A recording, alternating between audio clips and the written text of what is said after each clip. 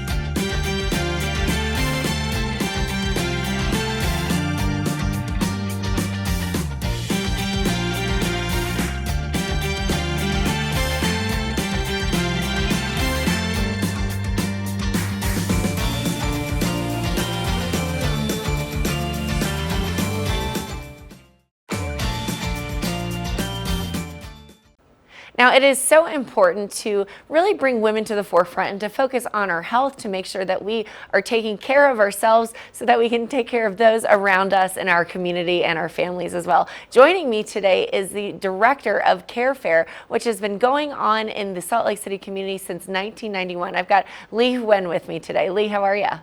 I'm good, thank you. Great to have you here. So Care Fair, it's coming up. We've got all kinds of incredible things happening July 19th and 20th. So talk to me about what exactly Care Fair is.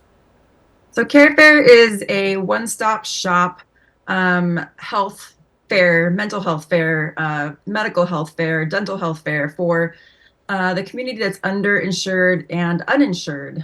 We don't ask for any insurance when clients show up, and we don't ask for any documentation. We get a lot of foreign language speakers, and it's really just a place to help give that community easier access to healthcare. We know there's a lot of barriers out there that can create issues for people to get healthcare on a regular basis, and we really want to make an effort to provide that to the community that can't get to it. Well, it's just an incredible event. You know, in the past, you've had anywhere from 2,500 to 3,000 participants, and you have over 500 volunteers. Now, you've partnered with the Junior League of Salt Lake City. So tell me a little more about that partnership.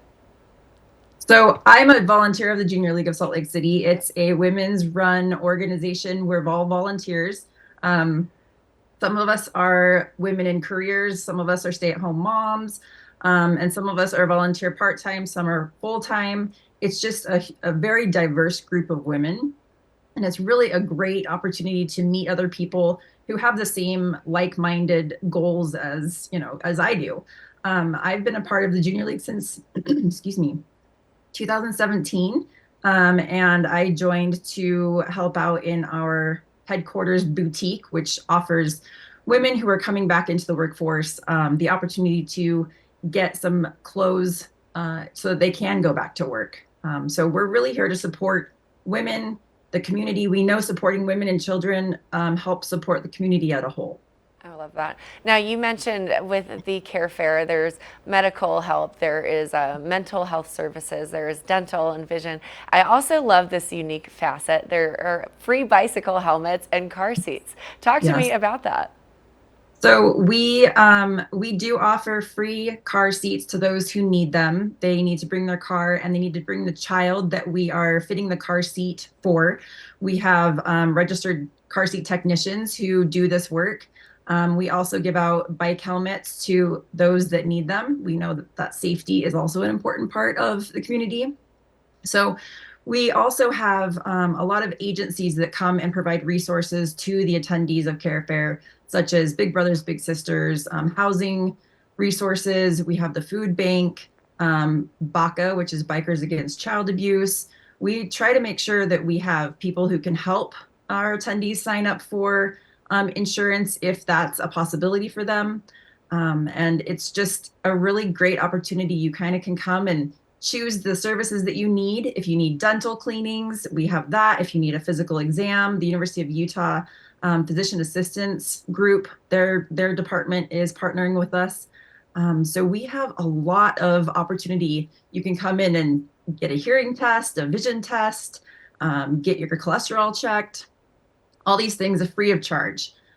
So it's a really great opportunity for people to sort of access that healthcare that they may not get otherwise. It's true. And I love that it's all in one space too. You know, even if you are able to get healthcare, you don't want to go with those kinds of things with getting your cholesterol checked or, breast exams or any of those things because you don't want to take the time out of your schedule to do it. And I love that you have it all concentrated into one area. So tell us about the event. So we know it's the 19th and the 20th, but where is it taking place? What time does it start? Do you have to register? You don't have to register. No appointments are needed. It is at Horizonte Instructional and Training Center, which is at 1234 South Main Street in Salt Lake City. It's directly across from the Bees baseball stadium. We will be opening the doors at 9 a.m. on Friday, this coming Friday, the 19th of July, and it will go until 8 o'clock that night. Saturday, we open again at 9 a.m., and it will go until 5 p.m. on Saturday, the 20th. Well, that is the easiest address to remember, 1234 South Main Street. So just show up. It's going to be great. Now, tell us any more information. Do you need volunteers? We will always take more volunteers. We currently have close to 400 volunteers, but again, we need people from 9 a.m. to 8 p.m. on Friday. And we do get a lot of partnerships with people, with organizations who sponsor volunteer opportunities through their positions or their organizations. So we do have that opportunity if there's organizations that want to reach out to us in the future and send a group of people to volunteer. That would be great. We're in need of dentists for our dental clinic. That's always a really high attended area of this event, because people don't have access to dental cleanings like they might have access to other things. So that's always an area. So if there's any dentists who are interested in giving some time back to the community, reach out to me. We will take all the volunteers that want to join us. We love seeing people come out and give back. Wonderful. Well, the Care Fair since 1991, so we definitely want to make sure that it continues to be as successful as it has been in the past, and it sounds like it certainly is on its way. So very exciting stuff. Lee, one more time, where can we go for more information and just to follow along? So you can go to the Junior League of Salt Lake City's website, jlslc.org. And if you search for Care Fair on that page, you'll find information and a link to sign up and volunteer, or for what the services are being offered at the Care Fair event. Well, Lee, congratulations. Another successful event coming your way. It's exciting to see all of the help that you're going to be giving to the community. So love that. Thanks for joining us this morning. Thank you. Now stay tuned. We'll be back with more on our show right after this quick break. Now, welcome back to our show, and we certainly love the St. Regis here in our community. It's got all kinds of luxury amenities, but some really impressive dining options as well. Julio took a world tour of all of the dining options at the St. Regis. Let's take a look.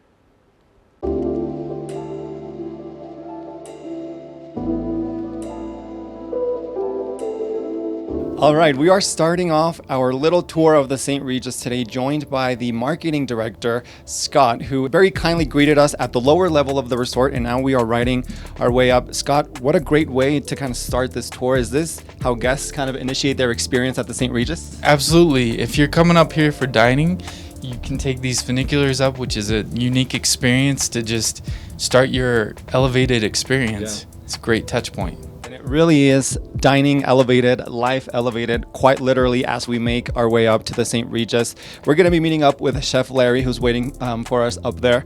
But if you kind of want to give us a little sneak peek of what we'll be doing today. Yeah, we're going to be going through all of our different dining venues. We got some really great seafood forward steak restaurants here, and a French comfort style restaurant, and the bar, which has some really good rich history with St. Regis, and it's gonna be great. Chef Larry's great too. So I'm so excited to learn all about the different dining options here at the St. Regis. So we're gonna continue making our way up, and then we'll meet up with Chef Larry here shortly.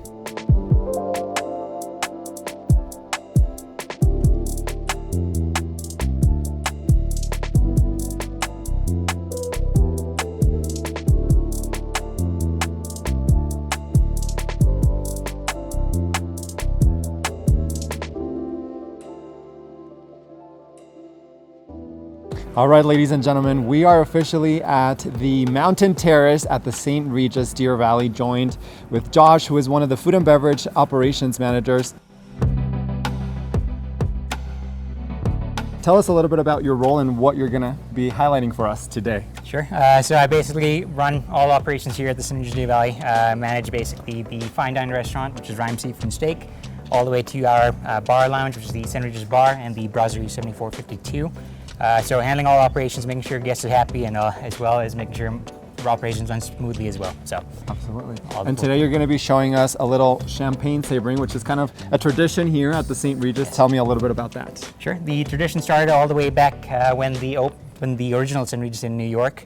This was done by our opening founder, John Jacob Astor IV, and the tradition goes all the way back to the Napoleonic era.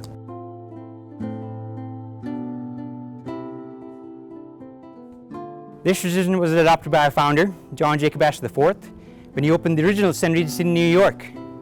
This tradition was done amongst many of New York's socialites as they celebrated the day and welcomed the evening, just as we are at this very moment in time. Now, there are many stories behind the champagne savoring. One harkens back to the 1800s, the days Napoleon Bonaparte, or a young widow who went by the name of Madame Clicquot, inherited a large champagne house, which is known as the Veuve Clicquot, present day. And at this champagne house, she entertained many Napoleon soldiers and offered them bottles of champagne as a token of appreciation for their efforts in the war. Now, being very young, beautiful, and of course single at the time, Napoleon's soldiers rode on horseback and savored bottles of champagne as they rode into the sunset in an effort to woo the widow. Now, there's also one notable saying by Napoleon Bonaparte himself to have a drink of champagne. In victory, one deserves champagne. In defeat, well, one needs it. We can count at 3. 1, 2, 3. Here we are. Cheers.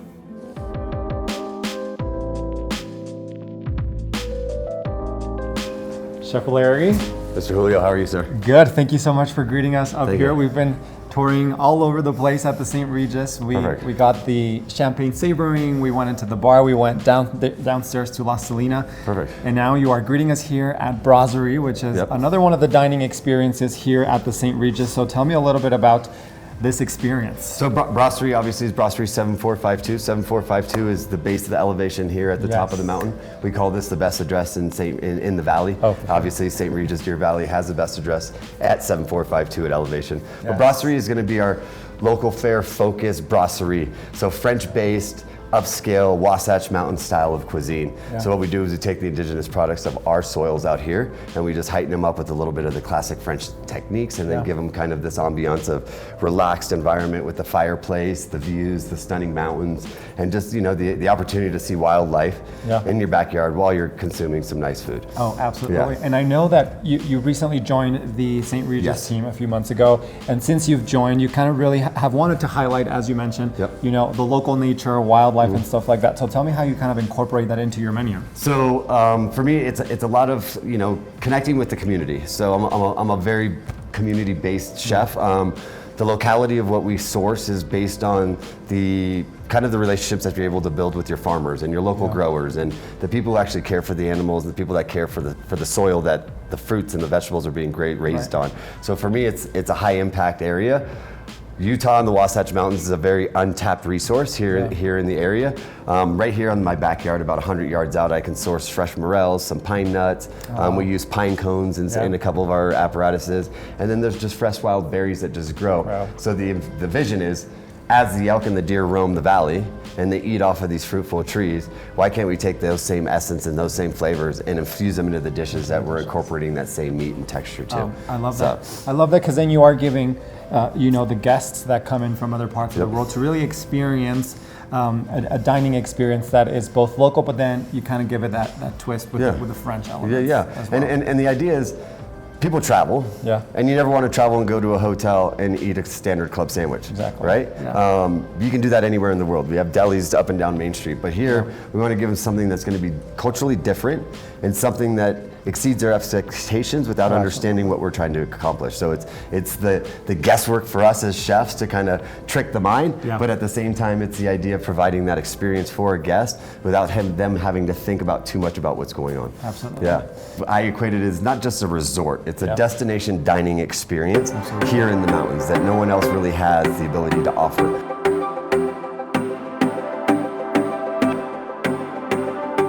All right, chef. So you and your team have made a couple dishes here that we can find at Brasserie, right? So there's going to be a brasserie for our breakfast. So we're going to start off with breakfast. Obviously, Brasserie is kind of one of our 3-meal restaurants, including Rhyme. So we do breakfast, lunch, and dinner in here. So I wanted to start you off in the morning, and then work our way into lunch, and then we'll work our way into our dinner environment.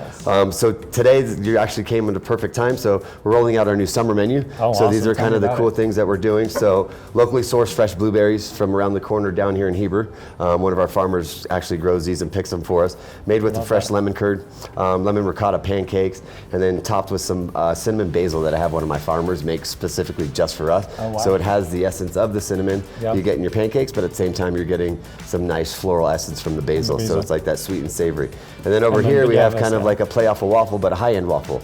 We have yuzu topiko with some smoked salmon, a little bit of creme fraiche, some roasted teardrop tomatoes, served on a savory waffle, and then finished with a little bit of dehydrated fried capers. So it's the idea of having your bagel and lox, but in a different form. We're in the mountains, right? So bagels aren't really our forefront here, but waffles we can do.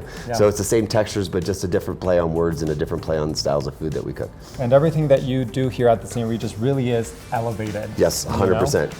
From the pancakes to the waffles, you really elevate that experience.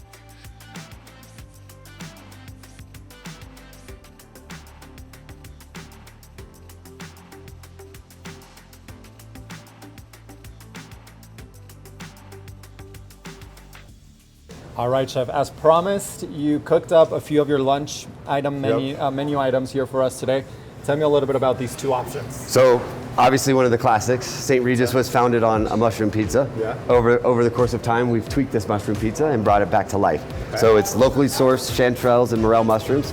We caramelize them in the oven with a little bit of herbs and seasoning, finished on a nice bed of fontina cheese and fresh Parmesan, topped with some fresh lemon zest and some arugula, and then finished with a little bit of Parmesan cheese, fresh grated over the table. And then this is kind of like our house staple. People come here and have been coming here for 13, 14 years asking for our truffle pizza. This is it. I feel we have one of the best pizza doughs, priority to anywhere in this valley. It actually fluff, it has texture. I'm a New Yorker by trade, so pizza's life. Yeah, pizza's life, right? I think we can compete with New York on a pizza level. Next to that is as classic, quintessential French as you get. Hanger steak au poivre peppercorn sauce made with a brandy cream finish, topped with truffle French fries and a little bit of roasted Swiss chard. So this is a nice afternoon meal when you get off the slopes or a nice hike. You can come and refill your body with some nice proteins and some French fries, and then relax by the pool, have a cocktail, and enjoy the rest of the views here in St. Regis. And we keep coming back to that theme of locally sourced. I love that you keep bringing that up because that really is at the core of what you all do here at Rhyme and at the Brasserie. So I love that you continue incorporating that into. I mean, I will say it till I'm blue in the face, but the ability to heighten locality, like I said earlier, is I'm a very community-based chef, and when we can tie in the community to be a part of the experience for the whole, it makes everybody kind of want to support and want to be part of that movement, you know, and it differentiates from anything else that you're going to find here in the Valley. Yes, we have restaurants that locally source items, but not to the degree that we're going and searching and hand-picking these. Like, we hand-pick our cows, we hand-pick our meats, we hand-pick our pork, we hand-pick the arugula that the guy's going to put in a bag and ship to us. So it's a little minute details in the preparation of our food that I think sets us apart from the rest of the resorts here in the property. I agree. I think it really is those details that make a difference. 100%, you know? yeah. So we're going to get ready after this. We're going to go cook. let's do it. I'm Let's gonna do it. roll up my sleeves. Yeah, and let's put go. this on.